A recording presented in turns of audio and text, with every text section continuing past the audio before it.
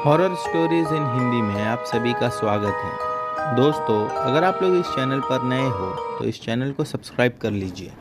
जाकर हमारी दूसरी कहानियाँ ज़रूर देखें और सुने। आप लोगों को बहुत मज़ा आएगा। साथ ही साथ डिस्क्रिप्शन बॉक्स में हमारा इंस्टाग्राम का लिंक है। अगर आप में से कोई हमें अपनी कहानियाँ भेजना चाहता है तो उस लिंक पर क्लिक करके हमें अपनी कहानियाँ भेज सकता है। चलिए बढ़ते हैं हमारी आज की कहानियों की ओर। दोस्तों, हमारी आज की कहानी शीतल जी ने भेजी है। चलिए इनकी कहानी शुरू करते हैं। ये बात है 2006 की, यानी आज से लगभग 18 साल पहले। जून जुलाई का महीना कुछ चल रहा था। बारिश काफ़ी ज़्यादा हो रही थी। हम जिस गांव में रहते थे वो गांव बहुत पिछड़ा गांव था। हमारे गांव से जो हाईवे होकर भी गुजरता था वो हाईवे की भी हालत काफ़ी ज़्यादा ख़राब थी। इसी वजह से वहाँ से ट्रांसपोर्टेशन या रोड पर ट्रक्स का दिखना, गाड़ियों का दिखना भी काफ़ी कम था। हम हाईवे से लगभग 3 किलोमीटर अंदर साइड रहते थे, लेकिन हमारा जो स्कूल था वो हाईवे को लग कर था।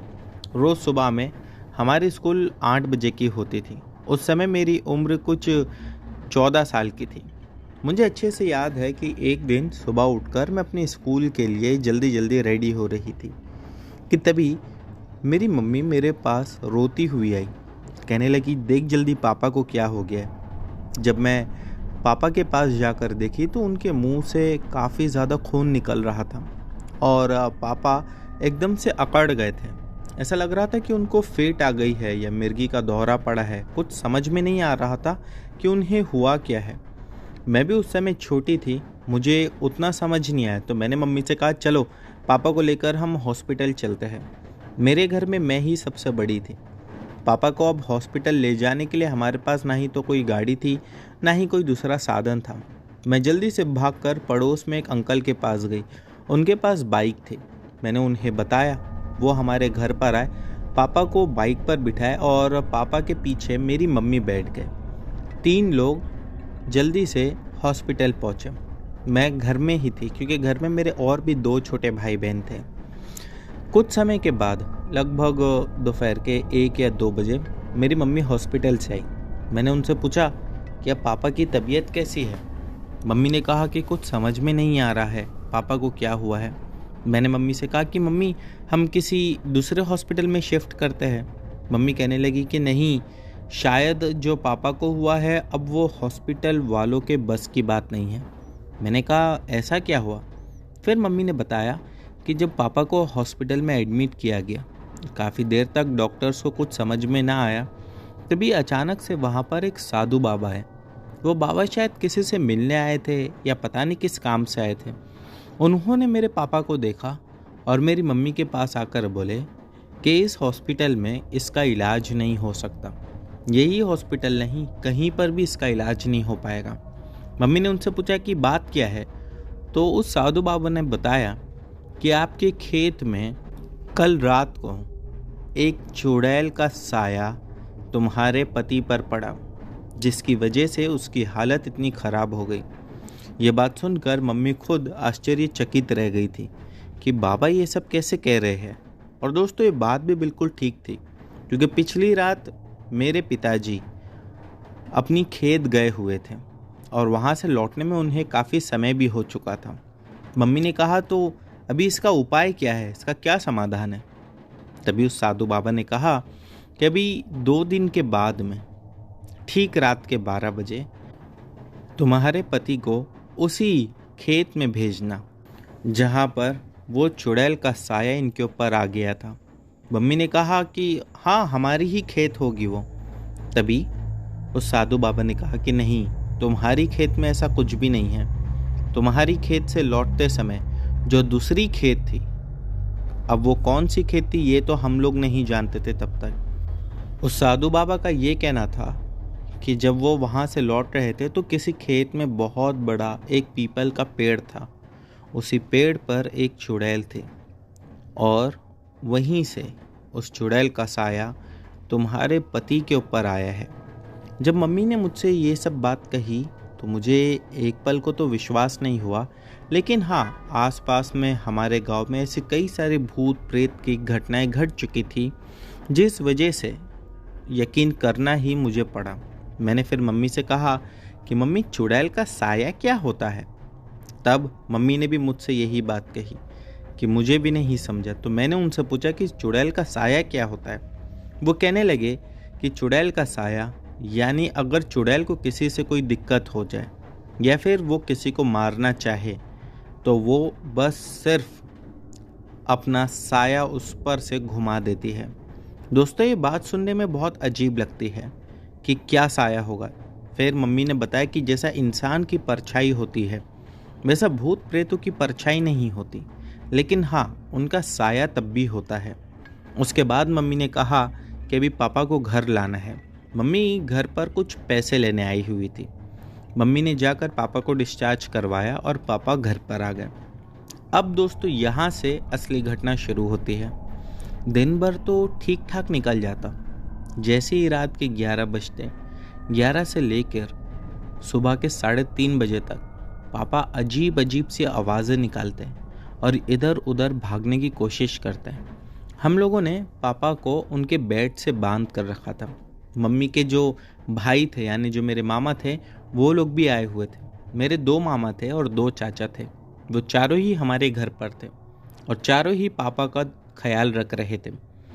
रात के कुछ 1:30 बजे, शुरू में तो पापा को बांध के रखे थे। पापा ने बहुत कोशिश की अपने आप को छुड़ाने की, लेकिन वो असफल रहे। रात के 1:30 बजे कुछ दिल दहला देने वाली चीज़ हुई। पापा को जिस बेड से हम लोगों ने बांध कर रखा था, पापा उसी बेड के साथ हवा में 3 फीट ऊपर तैरने लगे। ये देखकर हमारे तो रोंगटे खड़े हो गए। मेरी मम्मी, जो कि ये सब देख ही रही थी, वो उधर अचानक से बेहोश होकर गिर गई। मेरे 2 मामा और 2 चाचा जाकर जल्दी से मम्मी के मुंह पर पानी के छींटे मारे, उन्हें होश में लाने की कोशिश करने लगे, लेकिन मम्मी को तुरंत होश नहीं आया। 10 से 15 मिनट के बाद उन्हें होश आया और पापा का जो बेड हवा में तैर रहा था, पापा उसी बेड पर से अजीब सी डरावनी आवाज़ निकाल रहे थे। कह रहे थे कि छोड़, मुझे मेरी पत्नी के पास जाना है। और हम लोग तो ये समझ ही नहीं पा रहे थे कि उनकी पत्नी तो मेरी मम्मी थी, फिर ये कहाँ जाने की बात कर रहे हैं। लेकिन ये सारी चेतावनी उस साधु बाबा ने मम्मी को पहले से ही दे रखी थी, इसीलिए मम्मी ने भी ये सारी बात सबको बताई हुई थी। वो रात तो जैसे तैसे कट गई। अगले दिन सुबह फिर से पापा को वॉमिट होने लगी, जिसमें खून आने लगा। मम्मी इस चीज़ को लेकर और ज़्यादा परेशान होने लगी। तभी मेरे मामा ने कहा कि हमें इतना इंतज़ार क्यों करना है, हम आज भी तो रात में वो कर सकते हैं। तभी मम्मी ने कहा कि नहीं, साधु बाबा ने कहा था कि 2 दिन के बाद आज की एक रात हमें और इसी तरह निकालनी होगी। दोस्तों, वो रात भी काफ़ी ज़्यादा डरावनी निकली। रात में मेरे पापा की अजीब सी हरकतें, उसके साथ में जो हमारे ऊपर पंखा चल रहा था यानी जो सीलिंग फ़ैन था, पापा ने उसकी ओर देखा गुस्से से और सीलिंग फैन चलते चलते अपने आप टूटकर नीचे ज़मीन पर गिर गया। वो तो अच्छा हुआ कि बेड पर नहीं गिरा, वरना पापा की मृत्यु पक्का थी। उसके बाद हमने देखा कि पापा जिस किसी भी चीज़ को देखते वो चीज़ ख़त्म हो जाती। वहाँ पास में ही पड़ा एक पानी का घड़ा था, पापा ने उसे गुस्से से देखा, वो घड़ा फूट गया। इसी के साथ पापा ने मेरे मामा को देखा। मेरे मामा वैसे तो नॉर्मली खड़े थे, लेकिन एकदम से मामा पीछे तेज़ी से दीवार से टकरा कर वापस आए। उन्हें ऐसा लगा कि किसी ने बहुत ज़ोर से उन्हें धक्का दिया, जिसके बाद मामा के पेट में और छाती में दुखने लगा। मेरे मामा भी ये सब चीज़ों से बहुत ज़्यादा डर चुके थे। वो रात भी जैसे तैसे कटी। अगली रात हम लोग पिताजी को लेकर वेट कर रहे थे कि अचानक रात के 11 बजते ही साधु बाबा घर में आए। उसी टाइम मेरे पिताजी की भी अजीब व गरीब हरकतें शुरू हो जाती थी, लेकिन इस बार साधु बाबा के आते ही पिताजी ने कोई भी शोर नहीं मचाया। फिर उस साधु बाबा ने कहा कि मेरे पिताजी के हाथ पैर खोल दिए जाएं। मेरे पिताजी के हाथ पैर खोल दिए, जिसके बाद पिताजी तेज़ गति से भागे और उन्हीं के पीछे मेरे मामा, चाचा और वो साधु बाबा सभी लोग गए। पिताजी ठीक खेत में उसी पीपल के पेड़ के पास गए जहाँ पर उस चुड़ैल का साया उन पर आया था। वहां जाने के बाद जैसे ही पिताजी उस पेड़ के पास पहुंचे और उस पेड़ को लपक लिए, तभी ही सभी लोगों ने जाकर मेरे पिताजी को उस पेड़ से बांध दिया और वो साधु बाबा ने कुछ मंत्र पढ़ना शुरू किए, जिसके बाद पापा जोरों से चीखते चिल्लाते रहे, लेकिन किसी ने भी पापा की बात नहीं माना। पापा एक ही चीज़ कह रहे थे, मुझे छोड़ो, यहाँ से निकालो, लेकिन सब के सब दूर खड़े हुए थे। लगभग आधे घंटे के बाद में फिर पापा एकदम से ही खड़े खड़े, क्योंकि उनको बांध कर रखा था, वो बेहोश हो गए। उसके बाद साधु बाबा ने सभी लोगों से कहा कि अब इनकी ये रस्सी को खोल दो। उसके बाद रस्सी को खोल दिया गया। 21 दिन तक गंगा जल का घर में छिड़काव और पापा को पिलाने के लिए दिया गया और उसी के साथ साधु बाबा ने कुछ तंत्र मंत्र करी हुई हमें राख दी थी और कहने लगे कि रोज़ रात में 11 बजे के आसपास पापा के पैर पर उसे लगा देना। 21 दिन तक पापा को घर से बाहर निकलने के लिए मना किया था। दोस्तों, 21 दिन बीते और धीरे धीरे मेरे पापा ठीक होने लगे, लेकिन पापा को इसी के साथ चेतावनी भी दी गई थी कि दोबारा जब भी घर पर आना हो या घर से खेत जाना हो तो उस रास्ते से नहीं आना जाना। उसके बाद मेरे पापा कभी उस रास्ते से नहीं आए गए और फिर मेरे पापा हमारे साथ काफ़ी टाइम तक रहे, लेकिन अनफॉर्चुनेटली 2020 कोरोना में मेरे पापा का देहांत हो गया। तो दोस्तों, अब बढ़ते हैं हमारी अगली कहानी की ओर। दोस्तों, हमारी अगली कहानी देवाशीष की है, जो कि वेस्ट बंगाल के रहने वाले हैं। चलिए इनकी कहानी इन्हीं के पॉइंट ऑफ व्यू से सुनते हैं। मेरा नाम देवाशीष है। आज जो घटना मैं आप लोगों के साथ शेयर करने जा रहा हूँ, ये घटना 2011 की है। इस घटना को घटे वैसे तो कई साल हो गए, लेकिन आज भी इस घटना की वजह से मेरी फैमिली के कुछ मेंबर्स ठीक तरह से रिकवर तक नहीं हो पाए। घटना काफ़ी डरावनी है। दोस्तों, चलिए शुरू करते हैं। बात है 2011 नवंबर के महीने की। हमारी फैमिली में एक बच्चे का जन्मदिन था। उसका जन्मदिन सेलिब्रेट करने के लिए हम लोगों ने एक पहले तो रेस्टोरेंट में जाने का सोचा, लेकिन फिर वो प्लान कैंसिल करके उस बच्चे के जो माता पिता थे, हमारे फैमिली मेम्बर्स ही थे, तो उन लोगों ने कहा कि हम सभी लोग मिलकर, लगभग हम 30 से 35 लोग थे, हम लोग कई टूर पर जाने का प्लान करते हैं और बर्थडे भी वहीं पर सेलिब्रेट करेंगे। हमारे घर से कुछ 125 किलोमीटर की दूरी पर एक छोटा सा हिल स्टेशन है। वो जगह काफ़ी खूबसूरत और अच्छी है, तो हम लोग ने प्लान किया कि क्यों ना हम वहाँ पर जाएं। हम लोग सैटरडे के दिन वहाँ के लिए निकल पड़े। हम लोग टोटल 6 से 7 कार्स लेकर वहाँ पर गए हुए थे। जब हम लोग वहाँ पर पहुँचे तो हम लोगों को वो दिन तो बहुत मज़ा आया। हम लोगों ने सोचा कि रात में इस बच्चे का बर्थडे है तो हम लोग केक कटिंग करेंगे। हमने जाकर जल्दी से केक ले आया, क्योंकि रात में सारी दुकान बंद हो जाती है तो फिर केक कहाँ मिलता। केक लाने के बाद जो हमारा होटल था रहने के लिए, जो हम लोगों ने रेंट पर लिया था, उसका बैक साइड बिल्कुल खाली था। एक वहाँ पर पॉन्ड भी था जो कि पानी से भरा हुआ था। उस होटल के ओनर का ये कहना था कि गर्मियों के महीने में ये पॉन्ड एकदम सूख जाता है। वो पॉन्ड दोस्तों ज़्यादा बड़ा नहीं था, छोटा सा था। हम लोग जब उस पॉन्ड के पास रात में केक कटिंग के लिए प्लान किए कि रात में केक कटिंग हम यहाँ करेंगे और सभी लोग यहाँ पार्टी करेंगे, तभी हमारी फैमिली में जो सबसे बुज़ुर्ग महिला थी उन्होंने मना किया। लेकिन दादी माँ की बात को कोई इतना सीरियसली नहीं लिया और उन्हें भी ज़िद करके वहाँ लेकर गए। वो पूरा जंगली झाड़ियों से घिरा हुआ था और पॉन्ड के जो कोने वाला पार्ट था जहाँ पर हम लोगों ने पार्टी करने का सोचा था, वहाँ पर हम लोग शाम से ही कुछ सफाई कर रहे थे कि ठीक ठाक बैठने लायक एरिया हो जाए। वहाँ पर हम लोगों ने चादर बिछाई और वहीं पर हम लोगों ने केक काटा। केक काटने के बाद सभी लोग काफ़ी ज़्यादा मस्ती में थे और सेलिब्रेशन की वजह से कुछ पता ही नहीं चला। जिस बच्चे का बर्थडे था उसकी उम्र कुछ 8 साल की थी उस समय, और अचानक से कुछ ही देर के बाद वो एकदम से चादर पर बैठे बैठे गिर गया। हमें लगा कि शायद नींद की वजह से हुआ होगा, लेकिन जब उसे नींद से जगाया गया तब समझ में आया कि ये नींद में नहीं बल्कि बेहोश हो चुका है। जो केक का कुछ पार्ट बचा हुआ था अभी भी, सबको खाने के बाद में भी वो अचानक से एकदम से सड़ गया और ऐसा लगने लगा जैसा मानो कई बरसों पुराना वो केक है। बल्कि सभी लोग जितने भी वहाँ पर थे उन लोगों को बदबू आ रही थी। जब ध्यान से उस बदबू को देखा गया कि बदबू आ कहाँ से रही है, तब पता चला कि जो केक सड़ गया था उसी में से बदबू आ रही है। हमारे एक फैमिली मेंबर को तो इतना सड़ा हुआ केक देखकर वॉमिट होने लगी, क्योंकि ना ही तो केक सड़ा था बल्कि उसमें से कीड़े भी निकल रहे थे। हमें तो अपनी आंखों पर विश्वास ही नहीं हो रहा था कि हम जो देख रहे हैं वो सच है, क्योंकि अभी जो केक को हम लोगों ने खाया वही केक एकदम से ख़राब हो गया। जो दादी माँ थी वो कहने लगी, देखा इसीलिए मैं कह रही थी कि यहाँ पर मत चलो, लेकिन तुम लोगों ने मेरी कोई बात नहीं मानी। जल्दी जल्दी सभी लोग वहाँ से उठकर उस होटल के कमरे में गए। होटल ग्राउंड फ्लोर का था और वो एक प्राइवेट विला जैसा था। जब हम लोग वहाँ अंदर गए तब दादी माँ जो थी वो कहने लगी कि मैंने कुछ चीज़ों को पहले ही वहाँ महसूस कर लिया था, इसी वजह से मैं मना कर रही थी।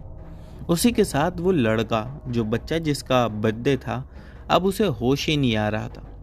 वही दादी माँ उस बच्चे को अपने पैरों के पास लेटाए। वो व्हीलचेयर पर थे और उन्होंने कुछ पढ़ना शुरू किया। अब जाहिर सी बात है वो भगवान का ही नाम ले रही थी और उसके बाद उसके चेहरे पर हाथ फिराया, जिसके बाद उसकी आंखें खुली। हम लोग बस सुबह होने का इंतज़ार कर रहे थे कि सुबह होते ही यहाँ से निकल जाएंगे। जैसे ही सुबह हुई हम लोग वहाँ से निकलने लगे। हमने उस होटल के या विला के ओनर को भी बहुत चिल्लाया कि ये कैसे हो गया, तुम्हारी जगह हॉन्टेड है और आप लोगों ने हमें बताया तक कि नहीं। जो विला ओनर था वो भी काफ़ी कंफ्यूज दिख रहा था। हम लोगों ने खैर उसको छोड़कर वहाँ से जल्दी निकलने का ही फैसला लिया।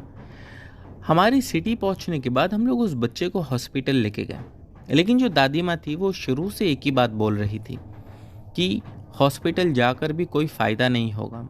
दोस्तों, कुछ फैमिली के मेंबर्स हमारे ऐसे थे जो भूत प्रेत पर विश्वास नहीं करते थे, लेकिन उस घटना के बाद जितने थे वो सब के सब भूत प्रेत पर विश्वास करने लगे।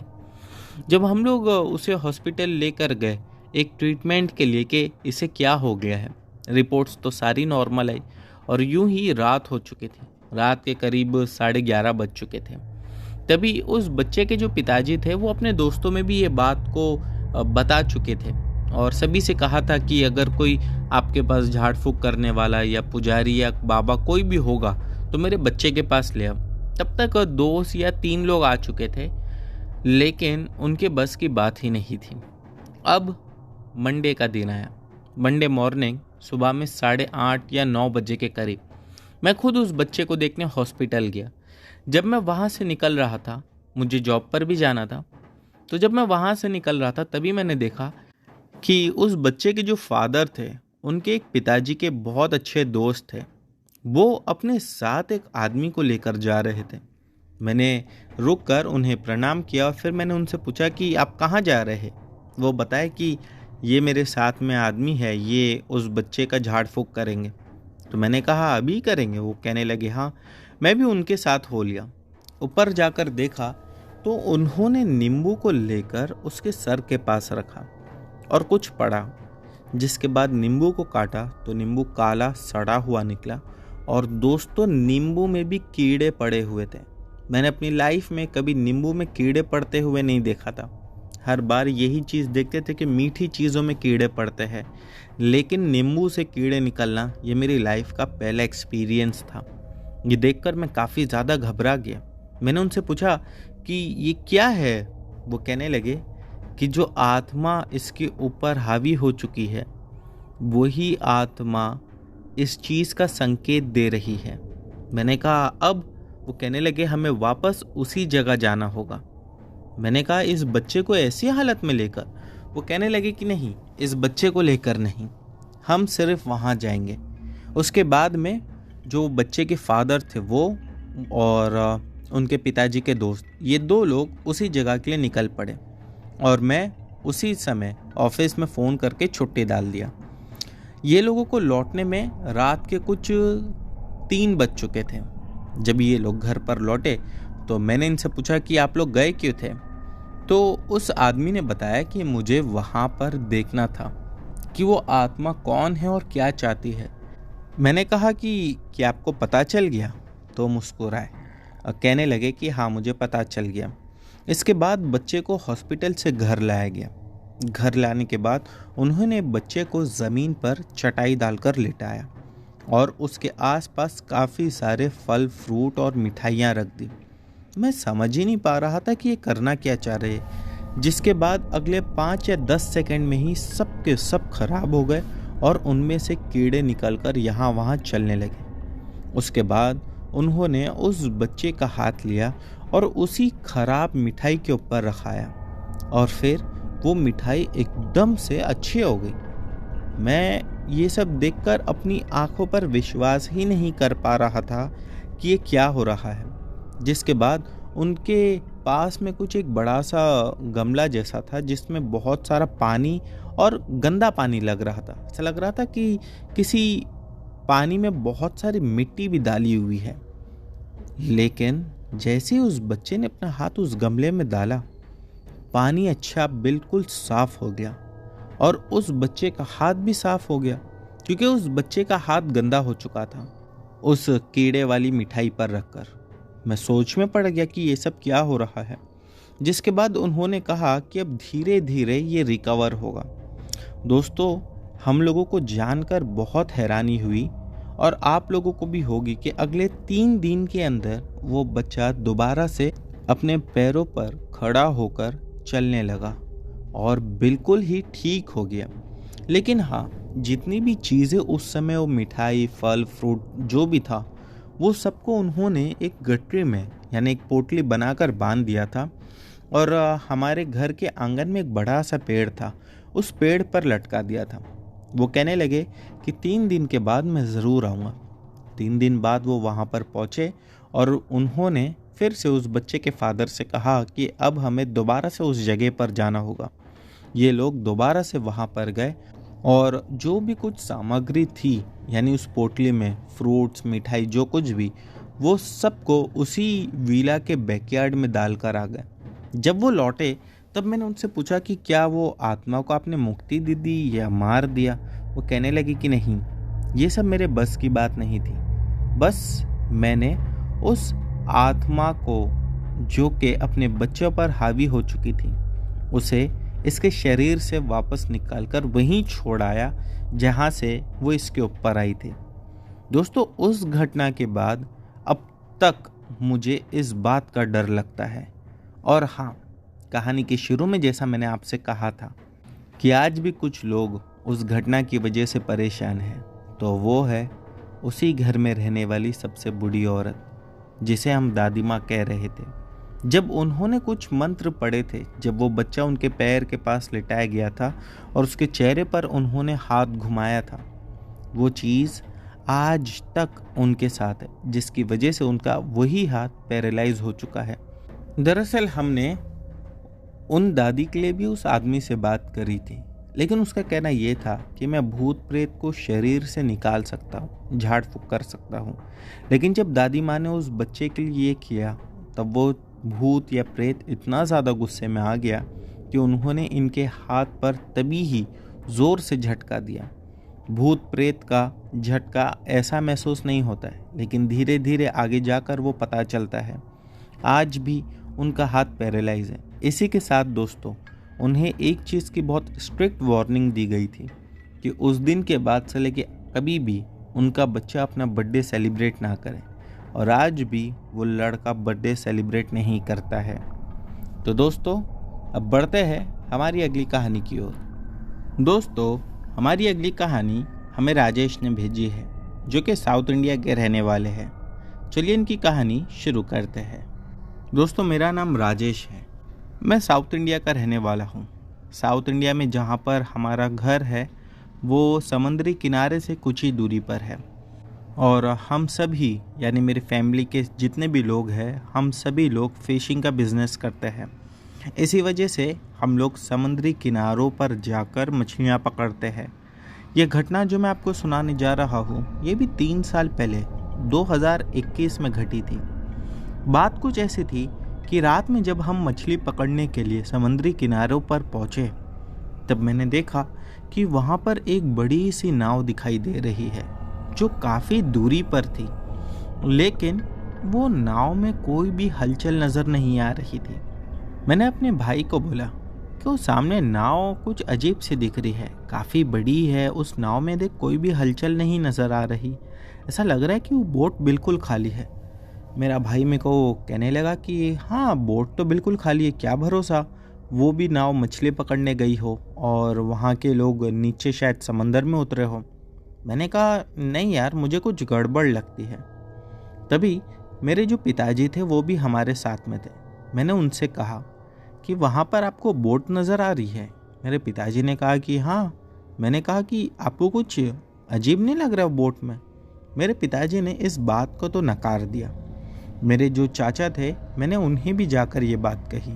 तभी मेरे चाचा ने कहा कि मुझे कुछ तो गड़बड़ लग रहा है, चल हम जाकर देख कर आते हैं।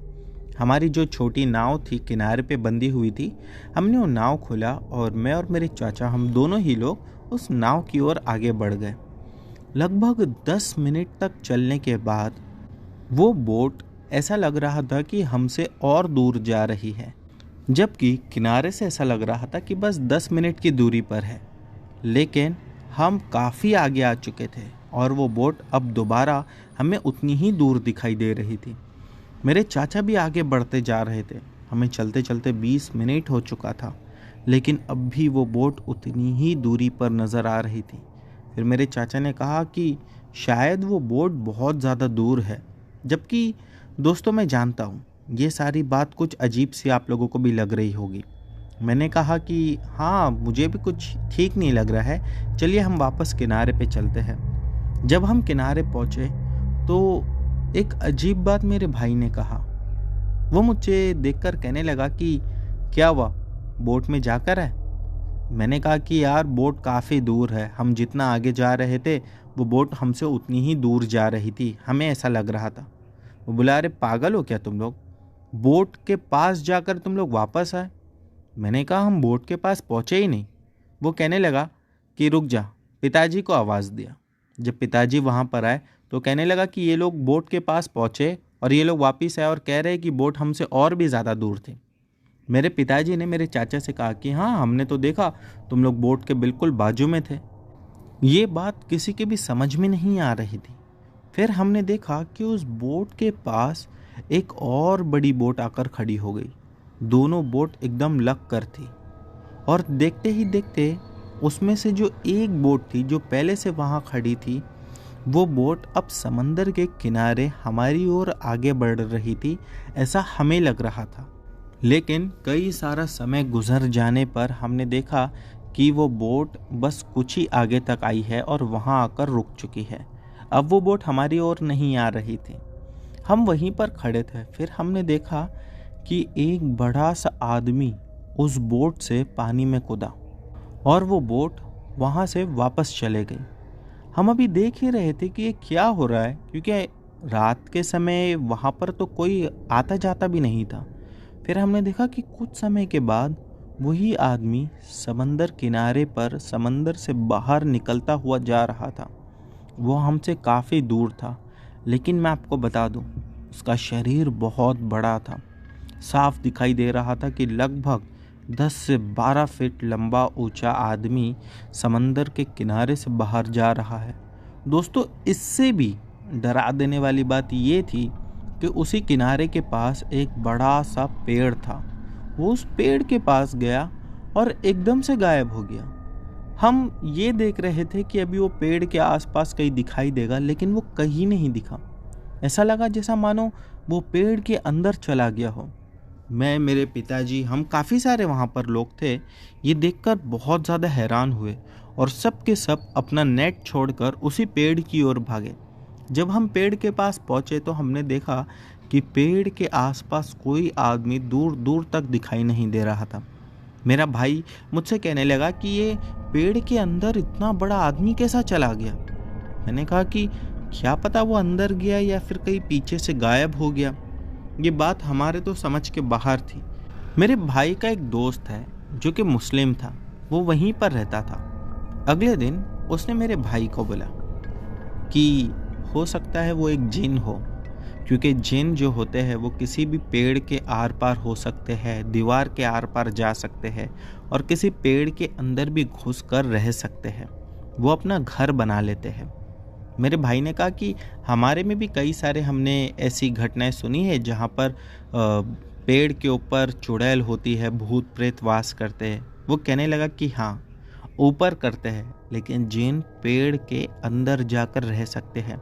जब वहाँ तुम अंदर जाओगे तो तुम्हें लगेगा ही नहीं कि वो इतना छोटा है, काफ़ी बड़ा बड़ा उनका अंदर घर होता है। ये बात सुनकर सच कहूँ तो हम दोनों को ये विश्वास नहीं हुआ। मैंने उससे कहा कि यार ये सारी बात मुझे तो फेक लग रही है। उसने कहा कि मैं तुम लोगों को एक चीज़ बता सकता हूँ। वो एक आदमी को जानता था, कहा जाता है कि वो पीर बाबा थे। अभी लास्ट ईयर ही उनकी डेथ हुई। वो हम लोगों को उनके पास लेकर गया और कहने लगा कि ये लोग मेरी बात पर विश्वास नहीं करते जीन के बारे में। तभी वो जो पीर बाबा वहाँ पर थे, उन्होंने कहा कि ये सारी चीज़ों से जितना दूर रहो उतना ही अच्छा है। जाने दो, नहीं विश्वास करते तुम्हारी अपनी मर्जी। लेकिन मैं और मेरा भाई हम दोनों ही उनसे ज़िद करने लगे। उसके बाद उन्होंने हमें एक मोती दी। वो मोती नॉर्मली मार्केट में भी मिल जाएगी 10-15 रुपए की। वो मोती पे हो सकता है उन्होंने कुछ पढ़े होंगे और फिर कहा कि ये मोती जाकर एक पानी के प्याले में डाल देना और उसे काले कपड़े से ढक देना और रात के ठीक 3 बजे उस कपड़े को हटाकर इस पानी में देखना और कल सुबह में आकर मुझे बताना कि तुम्हें क्या दिखता है। हमने कहा कि ठीक है, हम ऐसा करेंगे। हमने मोती पानी में डाल दी और उसे काले कपड़े से ढक दिया। फिर रात के 3 बजे और जब हमने वो कपड़ा हटाया तो हम हैरान रह गए थे, क्योंकि हमने मोती तो सिर्फ एक डाली थी, लेकिन अब अंदर कई सारी मोती थी और उस एक मोती को छोड़कर बाकी जितनी मोती थी उन सब पर अलग अलग किसी की शक्ल बनी हुई थी। ये देखकर मैं बहुत परेशान हो गया। मैं और मेरा भाई हमने पूरे घर वालों को ये बात बताई और सुबह होते ही हमने सोचा कि ये सारी मोती लेकर हम बाबा के पास जाएंगे। उन्होंने पहले ही कहा था कि जो भी तुम्हें दिखे देखने के बाद दोबारा से कपड़ा ढक देना। हमने कपड़ा ढक दिया और अगले दिन हम जब उनके पास पहुंचे तो हमने जाकर उन्हें सारी घटना बताई। वो कहने लगे कि जितने भी तुम लोगों को फेसेस दिखाई दिए मोती पर, जानते हो वो क्या थे? मैंने कहा नहीं, हम नहीं जानते। कहने लगे कि वही जिन्नात थे, सबके अलग अलग फेस। वो तुमको ये दिखा रहे थे कि वो कितने सारे हैं और ये वो जिन्नात है जो तुम लोगों को जानते हैं। मैं हैरान हो गया। मैंने कहा हम लोगों को कैसे जानते? वो कहने लगे कि बात कुछ ऐसी है कि जिन्नात जो होते हैं वो हमारे ही बीच में रहते हैं। हो सकता है तुम्हारे घर को लगकर ही कई सारे जिन्नात हो या तुम्हारे घर में भी रहते हो, लेकिन तुम्हें इस बात का पता नहीं चलता। इसके बाद वो कहने लगे कि ये वो सारे जिन्नात हैं जिन्होंने तुम्हें देखा है और तुम्हें अपने नाम से जानते हैं। मैं ये बात सुनकर दोबारा हैरान रह गया। फिर वो कहने लगे कि तुम ये जानते हो कि जितनों की भी शक्ल दिखाई दी उसमें से कोई भी शायद फीमेल नहीं होगा। मैंने कहा कि मेल और फीमेल उसमें से पहचानना ही मुश्किल था और सबकी फेसेस काफ़ी ज़्यादा डरावने और भयंकर थे। दांत टेढ़े मेढ़े लंबे, किसी के चेहरे के बाहर दांत आ रहे थे, किसी के बाल लंबे घुंघरालू, अजीब सा वो डरावना था। वो कहने लगे कि हाँ, जिन्नात ऐसे ही डरावने दिखते हैं। इसके बाद उन्होंने हमसे कहा कि ये मोती ले जाकर अपने घर की दहलीज के पास गाड़ दो, क्योंकि तुम लोगों ने ज़िद की थी इसलिए मैंने दिखा दिया, लेकिन अब वो लोग ये बात जान चुके हैं तो इस वजह से वो तुम्हें नुकसान ना पहुंचाए। और फिर दोस्तों हमने वैसे ही किया। हमने जाकर मोती गाड़ दी। कई दिनों के बाद, लगभग 2-3 महीने के बाद हम लोगों का उनके पास दोबारा जाना हुआ। वो भी किसी और प्रॉब्लम की वजह से जो हम लोग घर में अपने फेस कर रहे थे, तो उसके बारे में हम पूछने गए कि क्या उस मोती की वजह से या जो हमने किया था उस वजह से ये सब प्रॉब्लम्स तो नहीं। जब हम उनके पास गए और जाके बताया तो उन्होंने कहा कि नहीं, उससे तुम्हें कोई प्रॉब्लम नहीं। इनफैक्ट उन्होंने ये भी बताया कि जो मोती हमने गाड़ी हुई थी वो मोती जिन वहाँ से निकाल कर लेकर चले गए। मुझे विश्वास नहीं हुआ तो मैंने उनसे पूछा, मैं जाकर वहाँ से दोबारा खोद के देख सकता हूँ? वो कहा कि हाँ ज़रूर। हम जल्दी जल्दी अपने घर पर आए और वहीं पर दोबारा से मैंने खोद कर देखा तो इस बार पाया कि सच में वहाँ कुछ नहीं था। अब दोस्तों सवाल ये उठता है कि बिना खोदे कोई उस मोती को ज़मीन के अंदर से कैसा ले जा सकता है? लेकिन इसका जवाब मेरे दोस्त ने मुझे दिया कि वो जिन्नात है। जब वो दीवार के आर पार होकर जा सकते हैं तो इसमें कोई बड़ी बात नहीं। इसके साथ मेरे दोस्त ने एक और अजीब सी घटना बताई। उसने बताया कि उसके गांव में भी ऐसे ही कुछ प्रॉब्लम्स चल रहे थे लोगों के साथ। तो एक आदमी ने एक जिन को बुलाने की कोशिश की। कहा जाता है कि मुसलमानों में जिन्नात को पकड़ा जाता है, जिसके लिए 40 दिन तक किसी अंधे कुएं में या जंगल में जाकर या कब्रिस्तान में कुछ पढ़ाई करनी होती है। उसका ये कहना था कि वो आदमी ने भी कुछ ऐसा ही किया। वह आदमी जाकर 40 दिन तक किसी कब्रिस्तान में बैठा जिन पकड़ने के लिए, लेकिन वो जिन उसके हाथ में नहीं आया। इनफैक्ट वो कहा जाता है कि अगर कुछ गलत पढ़ लो उसमें तो वो जिन इंसान के शरीर पर हावी हो जाते हैं और वो जिन उसके शरीर पर आ गया, जिसके बाद उसने उस आदमी की वो हालत करी कि पूरा गांव उस आदमी को देखकर हंसता था और तालियां बजाता था। कहते हैं कि वो आदमी पागल हो गया था। वो आदमी ऐसा पागल हो गया था कि अपने ही घर के सदस्य को अब नहीं पहचानता था।